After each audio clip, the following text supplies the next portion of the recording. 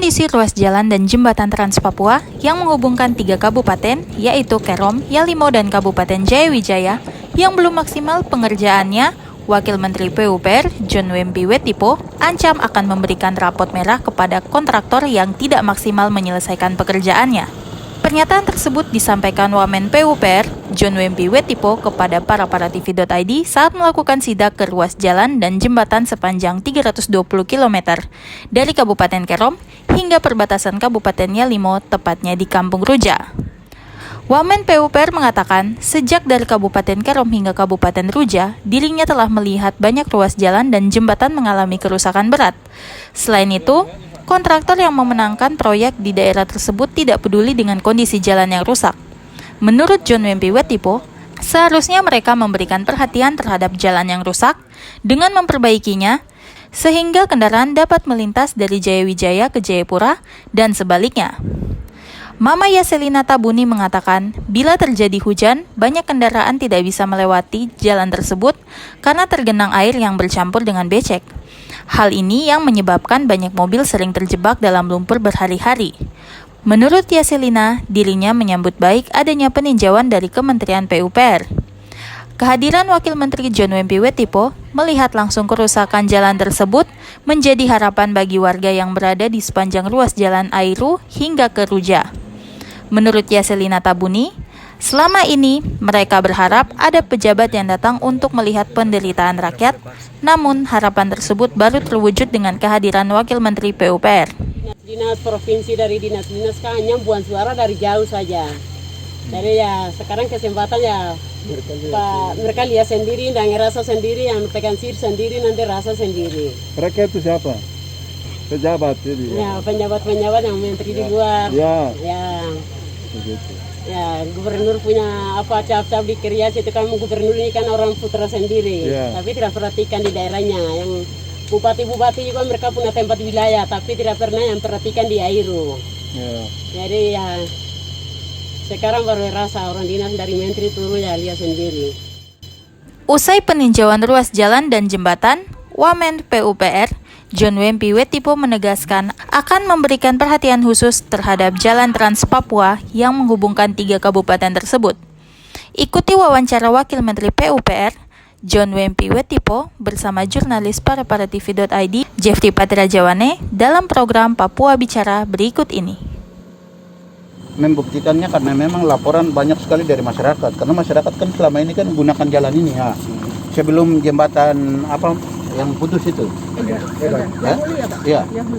Sebelum jembatan itu putus kan masyarakat kan lalu lalang, jadi kan setiap kali di mana mereka berhenti kemudian foto, terus kemudian mereka share-nya ke saya.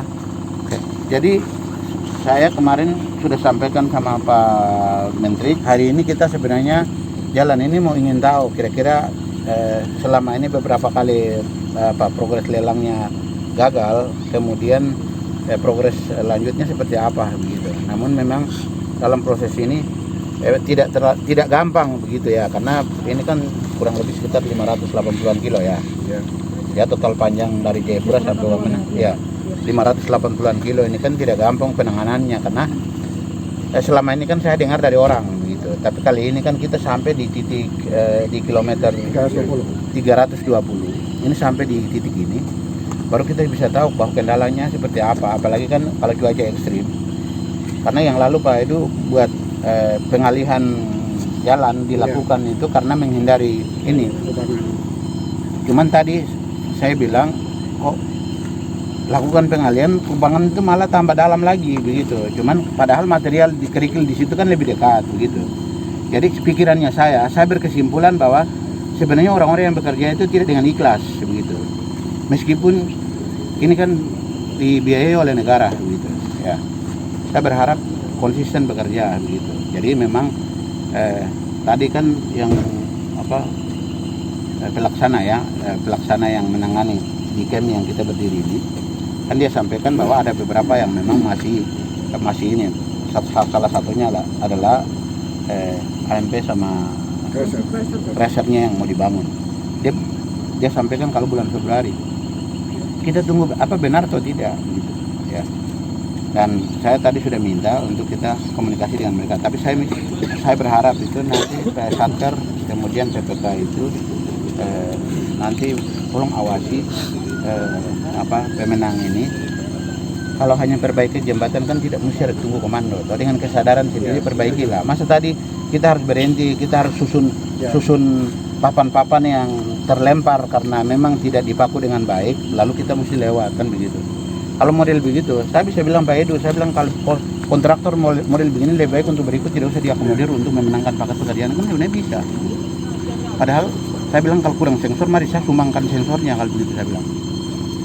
Banyak hutan ini kan banyak pohon-pohon, masa tidak bisa sensor, bangun jembatan sedikit, taruh papan untuk mobil-mobil lewat. Kan kosnya kan tidak terlalu mahal, mungkin ya 5-10 juta adalah. Nah ini yang buat saya agak sedikit ini, saya berharap dengan material yang sudah ada, mereka bisa gunakan, apalagi tadi jalan masih banyak yang harus kita ini, apalagi kan ini kan mau diaspal semua ya, kurang lebih berapa kilo, 40-an kilo ya. Berapa aja? Sekarang aspal itu berapa mulai dari? 90 kalau tidak salah, 90. Ya. Jadi 90-an kilo ini kan mau diaspal. Saya berharap begini, karena ini kan tanah agak labil begitu. Agak labil, kemudian ini kan sebelum kita lewat itu kan ada patahan-patahan yang terjadi waktu kita ada masuk di Waris, kemudian disenggikan begitu. Nah, saya berharap jangan sampai itu terjadi di sini. Dan tadi saya minta konsultan pengawas untuk awasi dengan baik, karena banyak penyelewengan yang terjadi karena konsultan pengawasnya tidak pernah ada di tempat gitu ya. Kita punya kasus di beberapa tempat itu konsultan pengawasnya tidak pernah ada. Lalu volume pekerjaan itu mereka kurangi volume pekerjaan, kemudian jadi temuan begitu. Ya, saya berharap konsultan harus ada di tempat, terus kemudian mengawasi para pelaksana konsisten untuk melaksanakan supaya negara jangan sampai kayak di depan sana itu PT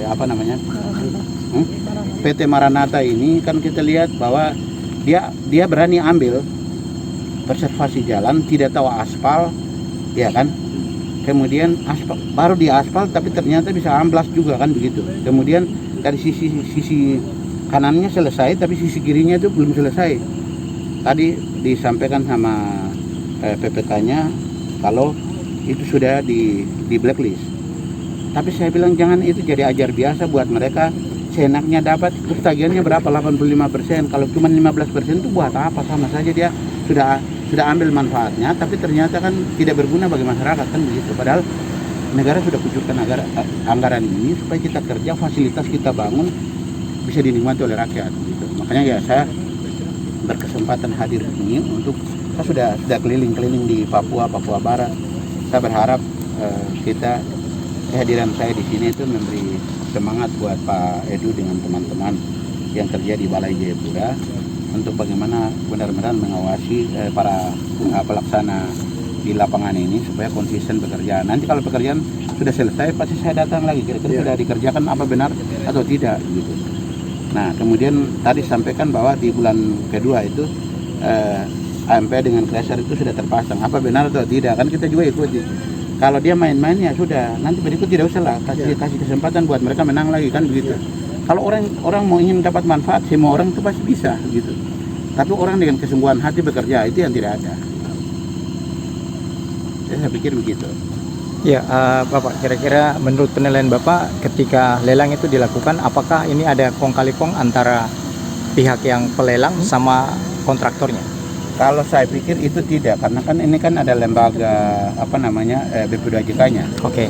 Cuman ini kan yang dipersyaratkan itu kan seperti yang tadi kita sampaikan. Kalau ketentuan lelangnya itu pemenang kontrak itu harus punya AMP, ya tuh, harus punya crusher. Ini kan sudah dipersyaratkan. Tapi itu yang saya bilang, saya akan tunggu apa benar nanti Februari ini dia akan pasang atau tidak, benar dia punya atau tidak kan begitu. Ya, jadi ada sanksi Pak. Jadi orang Papua bilang jangan latihan lain main lain kan kayak gitu. Jadi saya berharap mari kita konsisten lah bekerjanya. Gitu. Oke lah, semua orang di luar di sana masih mengantri untuk ingin mendapatkan kesempatan. Kalau kau diberi kepercayaan, kau konsisten untuk laksanakan mendukung teman-teman di balai supaya mereka juga bisa mendapatkan trust dari pimpinan yang di atas gitu ya. Jangan sampai mereka punya perbuatan kemudian dampaknya itu bisa ke kepala balai, ke satker, ke PPK, kan jangan sampai itu gitu. Jadi karena kita bekerja ini bagaimana yang kita kerjakan itu bisa hasilnya itu secara maksimal itu bisa digunakan untuk kepentingan rakyat. Oke. Ya, jadi kalau yang tadi bilang kong kaling kong, saya kira tidak lah, karena sekarang kan sudah ada BP2JK untuk melelang pekerjaan begitu. Dan saya berharap itu tidak ada gitu. Apa kira-kira sanksi buat kontraktor-kontraktor yang bandel, yang tidak melakukan pekerjaan sesuai dengan? Kalau ini kan masih belum ini. Oke. Ini kan baru tadi kita bicara untuk hal kecil saja, untuk perbaiki jembatannya. Oke. Itu hal kecil saja. Tapi yang tadi yang putus kontrak itu, yang di blacklist itu, Maranatha itu saya cari bosnya. Saya akan cari bosnya. Yang penting saya sudah tahu namanya, kantornya ada di mana, saya sudah tahu. Saya akan cari dia.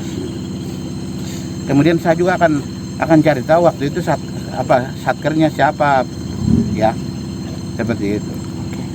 Sehingga apa yang dikerjakan supaya jangan sampai teman-teman yang baru masuk bergabung terus kemudian mereka ini bekerja untuk menutupi kesalahan teman-teman yang lalu. Meskipun kita ini satu tim gitulah, kerja di Kementerian PUPR ini kan kita tim besar yang kita bekerja untuk membangun bangsa dan negara gitu, ya.